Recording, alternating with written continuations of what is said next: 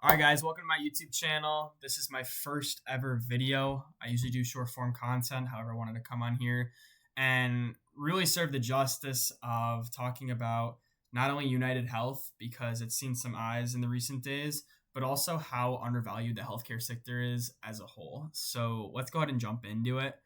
UnitedHealth is one of my biggest positions in my portfolio, so I need to talk about it.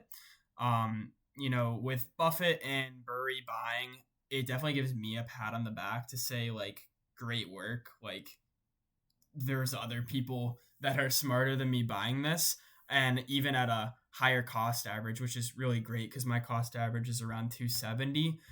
But it's on the premise of it's a real value play. United Health is one of the largest health insurance companies in the US, so they have a really good market share, but they're paying a hefty dividend. I mean, it was 3% when I bought in.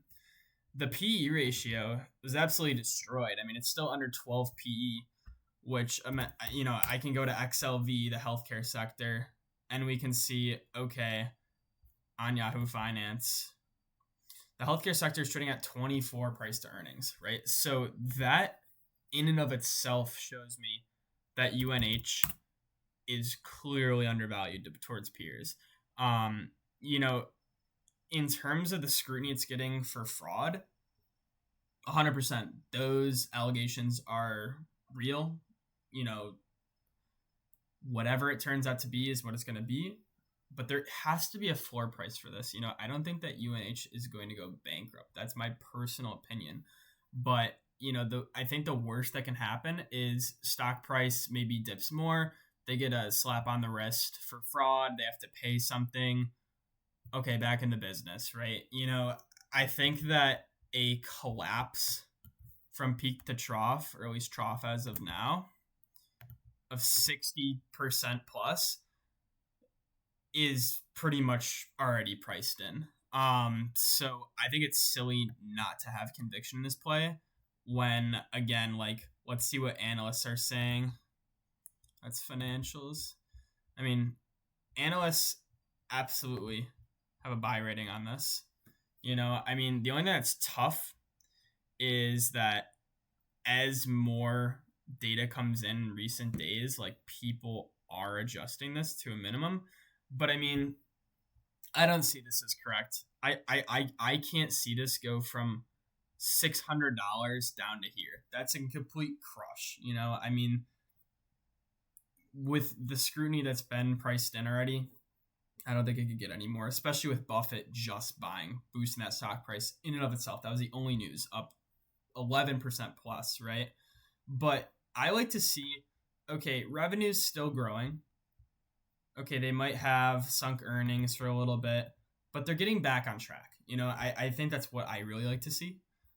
But again, the dividend is also huge, right? I'm not trying to drag on the stock for how great it is, but the reason I think it's a great price right now, besides the fundamental PE and stuff, if we take a fib retracement from 2008 to present day, pretty much, we're sitting right around that 50 to 60 extension, or 61.8 extension. We're also sitting right on the 200 EMA for the month, which pretty much, if we trace back, the only time we kind of broke barely below it was in 2008, and we have this incredible run up. So do I think that's going to happen? Probably not, but do I think that buying under the 200 moving average is good? Yes, 100% yes. So let's move on to another stock that I've had my eyes on in healthcare, which is going to be Eli Lilly. Eli Lilly hasn't pulled back all that much compared to UNH. However, I do like the structure on it. So yes, we have this, descending wedge or descending linear channel, whatever you want to call it, right? Point is that we're making lower lows and lower highs, but we're revisiting prices not seen since 2023. I mean, there's obviously a huge run up, a lot of drug innovation with Eli Lilly. But yet again, it's going to be at a nice area of value. Again, like, just drawing a basic fib retracement. You're already at that 50% retracement from, a major move up, right? And it may not look as drastic as UNH, but the price to earnings over time, if we kind of look at historical PE, not really too sure about that. If we're trading super, super high, I mean, obviously it's cooling off compared to the median. We're still high, but again, it's kind of been trading up and around since then. P is coming down since it was previously trading at, so that I like, right? Dividend, no dividend, unfortunately, but it's really just the structural play for me. This isn't one I personally had in my portfolio. It's more just a watch list item, but beating earnings last 3 quarters. Oh, why is their dividend yield 0 when they literally pay a dividend? Not sure where that is. But buying at the bottom of this range, I can't see that as being a bad idea. I mean, healthcare is already on the way down. And if you're buying big names like, sure, UNH, but Eli Lilly, again, law of large numbers. If you want to get into nitty gritty, this is a $500 billion company. Like, sure, it's like how much more do they have to grow? I mean, I would say that it kind of got stopped out here right before 1,000. So I can see that being hit. But, overall, this entire sector, doesn't matter what you choose, the entire healthcare sector is coming down to a nice shelf of support. Sure, we were maybe blowing off double top here. Okay. I want to see something like this where we have a decent shelf of support. And this could be so much larger too. It can be these 2 points, right? So does this mean that the S&P bleeds to XLV? Maybe. Or does it mean that XLV, bleeds this, right? The answer is no one knows. I think it's a similar question to when I was buying ETH Bitcoin, right? Where eventually it was getting there, even though Ethereum was going down just like Bitcoin was going down, it was going down more, but vice versa could have happened.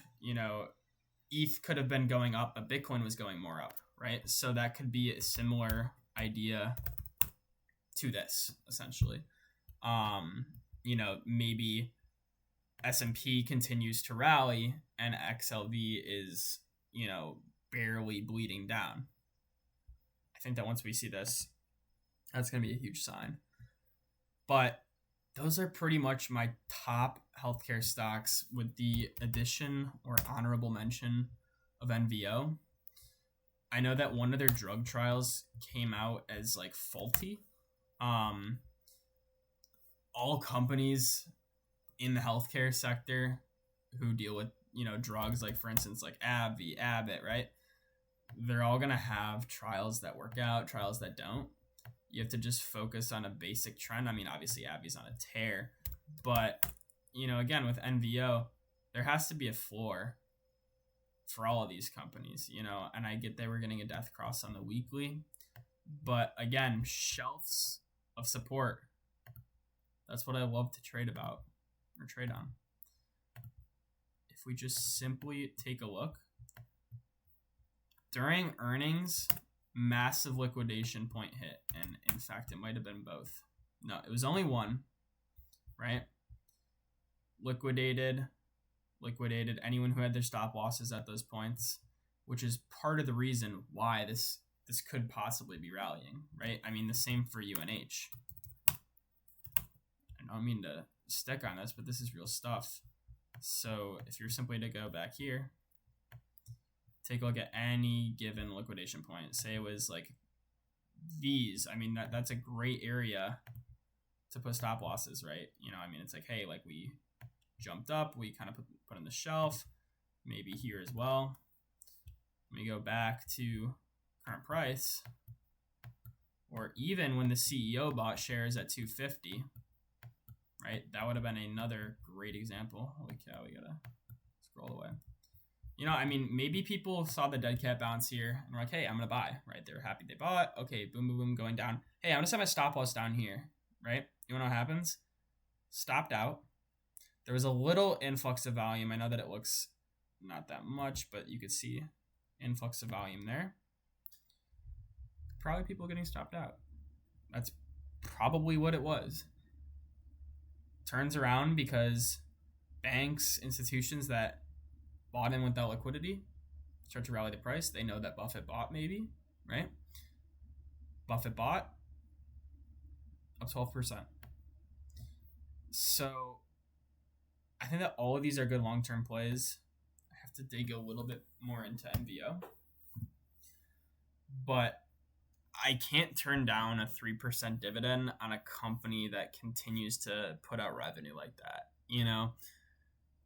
It doesn't make sense to me that this is not a growth company, yet we have the potential eventually to return to these highs, which from my cost average is over 100%. So I think that the stars are really aligning. People may not see it now. They might need to see a little bit more of a rally phase. But in spite of everything, nobody can deny that healthcare stocks are undervalued compared to the S&P. I think that's just the biggest thing to know. You're going to get paid a dividend, and you're going to get paid eventually to hold an undervalued sector. So with that being said, again, I'll just flip right in. I own UNH. We are pretty much 50% of our Roth in there. Nice little gain. And then in our current investing portfolio, we're also in for it at an even better price. So $254. But honestly, the two accounts have been chucking along really nicely. So that always puts a smile on my face. But yeah, and I mean, this was pretty much just getting out of Ethereum here, going back into equities. So, but yeah, with that being said, digest the knowledge. I think it makes a lot of sense to be in healthcare at this moment. The narratives are going to be horrible because the price is down there, but you have to take the risk of, getting ostracized by the media, by your friends, by whoever, buying this piece of junk, because price reflects all of those, news implications, stuff like that. Like, obviously the stock's not at all-time highs because of the bad things going on. If there was only good things to be said, the stock would be up. So sit down, have that discussion, understand that this is long-term undervalued. And again, this is just my personal opinion, but yeah, I have my own set of beliefs and my portfolio is invested in it. So take that up with yourself. And again, we'll see you next week for the next little dive in. So with that being said, thank you.